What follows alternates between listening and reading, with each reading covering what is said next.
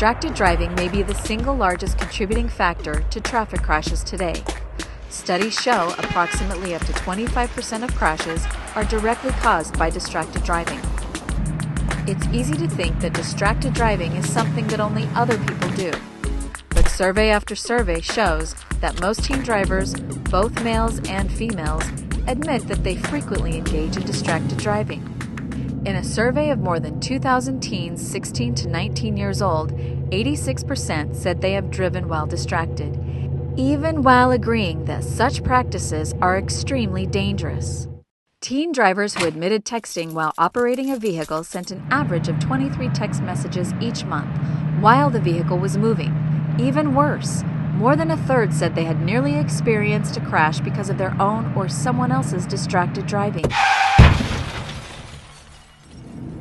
Whether handheld or hands-free, using a cell phone while driving delays a driver's reaction time. Studies show this delay is almost equivalent to having a blood alcohol concentration at the legal limit of 0.08%. And at 0.08, all drivers show some signs of being impaired.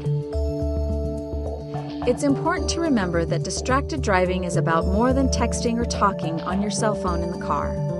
There are actually 3 types of distractions that all drivers experience: visual distractions, manual distractions, and cognitive distractions. Or, an easier way to remember these is to think eyes, hands, head. A visual distraction takes the driver's eyes away from the road to view something unrelated to driving. Looking at a passenger, electronic device, or scenery outside the car window are visual distractions. Even looking at devices inside the passenger compartment, like glancing at the radio, is a visual distraction.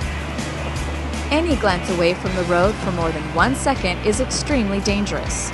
At 55 miles per hour, in the 3 seconds it takes to glance at a cell phone, messaging device, or music device, your car will move nearly 250 feet down the road. This is almost the length of a football field. And if you're looking at something other than the road, you could be in for an unpleasant surprise. In that length of time and distance, the car in front of you can suddenly slam on its brakes. Another car can pull out in front of you. A traffic light can quickly change. Or you can hit debris in the road. Depending on your reaction time and the speed you are traveling, it can take as much as another 300 feet to stop a passenger car. A manual distraction requires the driver to remove one or both hands from the steering wheel. Common manual distractions are finding music on an iPod or other device, eating or grooming, reaching down for a dropped item, or dialing a cell phone. A study done by Carnegie Mellon University showed that driving while using a cell phone reduces the amount of brain activity associated with the operation of the vehicle by 37%. Manually dialing a cell phone and holding a conversation is a combination of a visual and a manual distraction, but also includes a third type, cognitive distraction. All right, listen, don't lie to me. I know you've been seeing him. We're done. Cognitive distraction is perhaps the most difficult type of distraction to define, as well as to eliminate. In the context of driving, to be cognitive means to be fully aware of the vehicle, its speed, and other operational characteristics, as well as the roadway environment. To do so, the driver must be fully alert to changing traffic signals, warning lights and signs, other vehicles sharing the road with them, potential hazards along the roadside, and other external factors that could affect the vehicle's safe operation and your safe return home. Hey, Jen. Hey, Caleb. How's it going? All right. Okay, well, did you break up with Katie? Yeah, I broke up with Katie, but I can't be with anyone that cheats on me. Well, do you want to go out with Alex and I tonight? Might take your mind off of it. Yeah, I guess it'd be all right. It'd be a good idea for me to get my mind off things. Okay, cool. I'll have her send you the address. Okay. Bye. Hello. Hey. Hi. So, Caleb's coming tonight. Can you text him the address? Oh, yeah, awesome, I will. Bye. Okay, bye. Finally, shoot. Each of us experiences mental distractions even when we're not aware of them. If you've had an argument with someone, are worried about a test, or don't feel well, you are mentally distracted. When a driver is operating a vehicle, the primary task, while talking on a handheld or hands-free cell phone, the secondary task, or texting, the driver's brain has to switch between primary and secondary tasks over and over again. Add mental stress to the equation, and the brain is quickly on overload. Even if the driver doesn't instigate an exchange of texts, the act of answering a text sent by someone else can instantly turn dangerous and even deadly.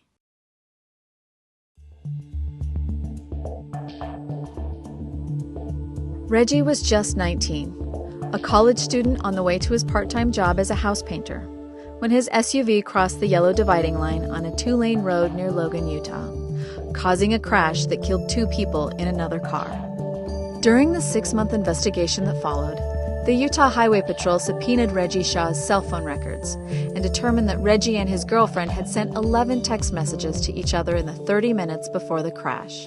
The last one was sent at 6:47 a.m., just 1 minute before Reggie called 911 to report the accident, and just about the time his SUV crossed the yellow line. It's a drive that I'd made multiple times, hundreds of times, and on my way to work, sending and reading text messages, and I go across the center line and I hit another car head-on. And there were 2 men in that car who were headed to work.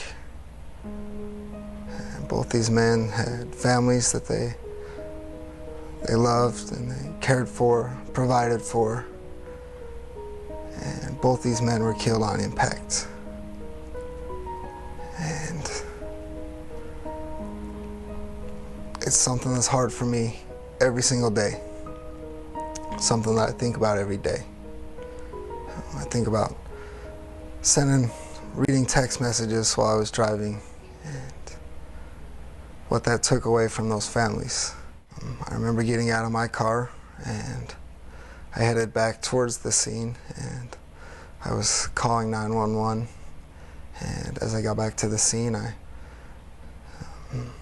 heard the gentleman in the third car on the phone with the police, and I hung up, and the only thing I remember him saying is, no, they're not breathing. And I instantly knew what had happened. The one man had a daughter, she's about my age, and it's one of the most difficult things I've ever had to hear. It was one day in court when they got the opportunity to talk to me, to say whatever they wanted to me, and she got up and she talked about how she had just gotten married. And she talked about her wedding, and she talked about how her father wasn't there to walk her down the aisle. And she turned to me and she said, "Because you took that from me." And she was absolutely right, I did. And I regret it for the rest of my life.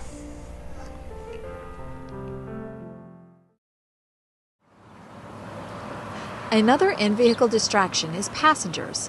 In a major survey of teen drivers who reported being distracted by activity inside their car before a crash, 71% of males and 47% of females said they were distracted directly by their passengers. Remember, nearly all distractions involve combinations of 2 or 3 types of distractions. Rarely is a distraction just one type.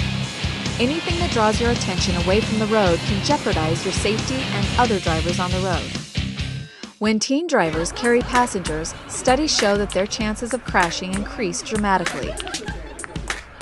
A teen driver's risk of death increases by 44% when one passenger younger than 21 is in the car and no older passengers are present. The risk is double when there are 2 passengers younger than 21, and quadruple when 3 or more passengers under 21 are present. If you're going to transport passengers in your car, it's important to establish some rules for them and yourself. First, insist that they wear their seatbelts and be sure to buckle yours. Reduce the volume of music on the radio so that you can concentrate on the driving task, and also be able to hear sirens from emergency vehicles. Place books, backpacks, and other heavy objects on the floor to prevent them from becoming flying objects if you have to come to a sudden stop. Don't allow yourself to be drawn into a confrontation or argument with a passenger while you're driving. When are you going to start driving a cool car instead of your mom's van? Don't eat, apply makeup, manually adjust the seat, text, or talk on your cell phone while you're driving. All of these activities are unnecessary and unsafe actions unless they are performed when you're off the road and parked. Anytime a mechanical or other problem forces you to exit the highway or road, move as far off the roadway to the right as possible. Some of the most deadly traffic crashes occur when inattentive or impaired drivers drift off the road to the right and strike stopped vehicles. Pulling over and stopping is so dangerous that most states have enacted move-over laws that require motorists to move over or slow down when police officers are present on the side of the road. These states will normally post signage indicating motorists should move over or slow down for patrol officers. Even in states that don't require moving over for emergency vehicles, it's a good idea to move over or slow down. Professional truck and bus drivers are trained to employ this safety practice on the road. Passenger car drivers should be aware that trucks may move over to avoid obstacles on the shoulder.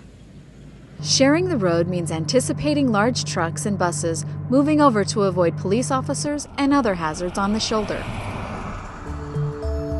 Study after study has shown that over 2/3 of traffic crashes involving a truck and a car are the fault of the car driver. Many crashes occur because car drivers are not aware of a truck's size and weight, or of how long it takes them to stop, or how it is more difficult for them to maneuver around obstacles on the road. Trucks have longer wheelbases that make the vehicle more difficult to turn and maneuver in tight spaces.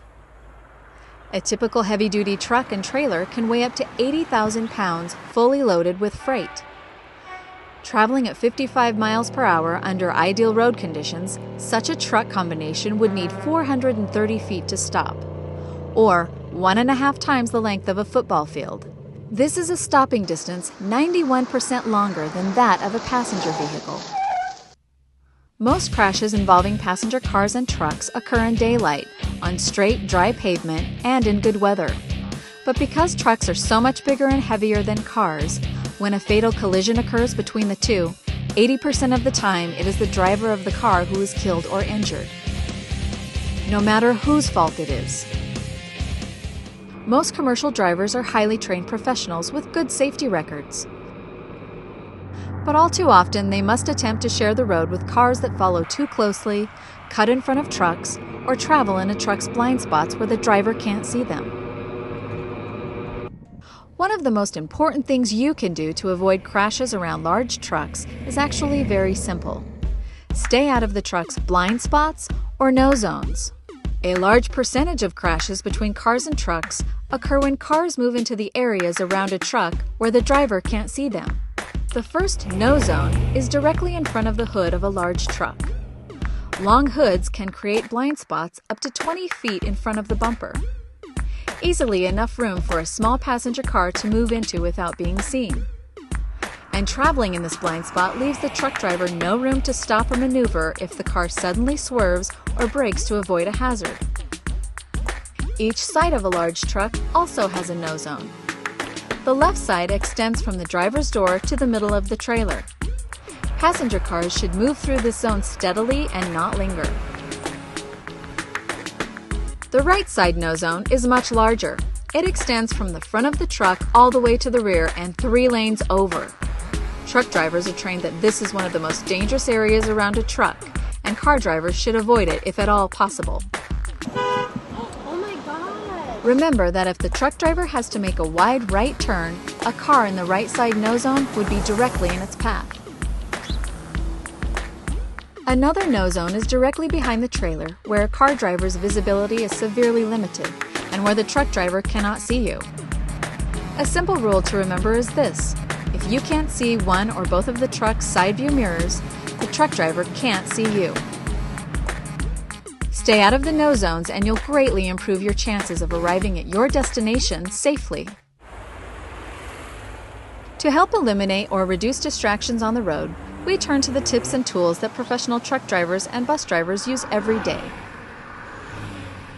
Professional truck drivers know that they have to plan their trip and determine what they need to do to make their delivery safely before they ever get in the truck.